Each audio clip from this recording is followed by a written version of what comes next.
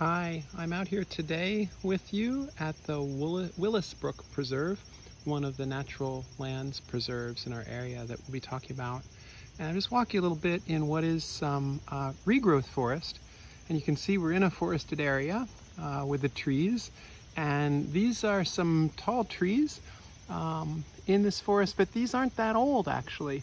This is a regrowth area. This is sort of young, immature forest. And these trees are mostly tulip poplars, a tree you're going to get to know.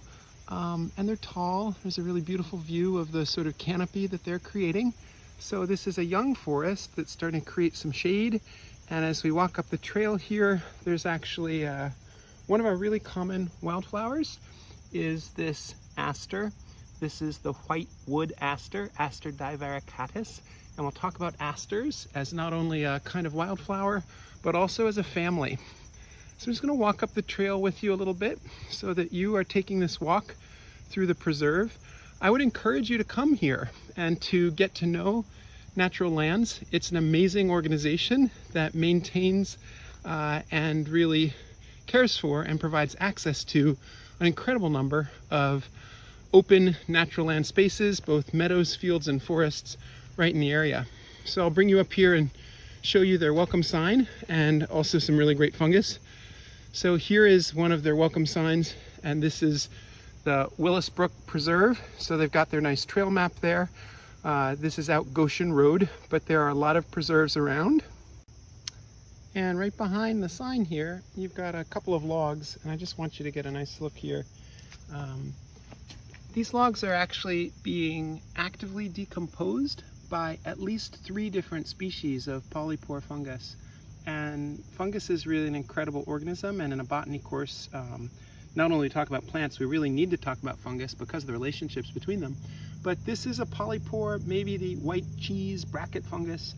And here you can see a second species that's this bracket fungus. That's a turkey tail of one sort or another. And up here is a third species. This is a false turkey tail.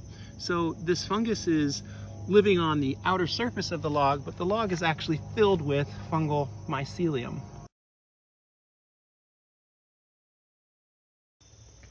A little bit more mature forest here, a little bit more grown. You can see the tulip trees are quite a bit bigger. There's cherry in the mix. This is a cherry both to the left and to the right of that bigger tulip tree. And I know that without even looking up because of the really distinctive bark on the cherry trees. And the other thing you'll see is there's a lot of undergrowth. And all of this undergrowth are the layer of shrubs and perennials that live beneath the trees. And these have to be shade tolerant.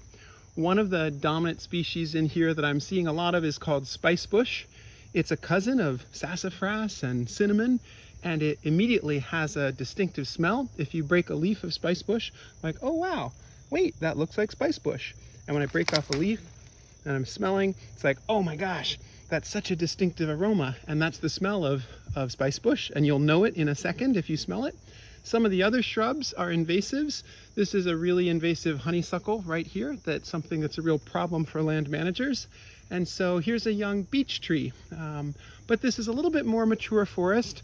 You also can see there's some trees that have split. There's one that actually in one of our recent storms has split off and is a snag that's leaning up here. And so if we look up, it split, it fell, but it got caught. And so I hope it's not going to fall on my head right now, but I'm going to go ahead and show you.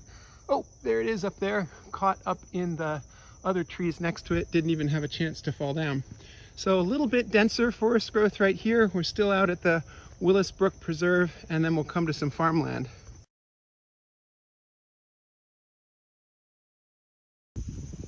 Okay, so coming out of the woods now, here we've got a lot of goldenrod, and goldenrod is one of the really wonderful groups of late summer and early fall autumn wildflowers. A lot of different species.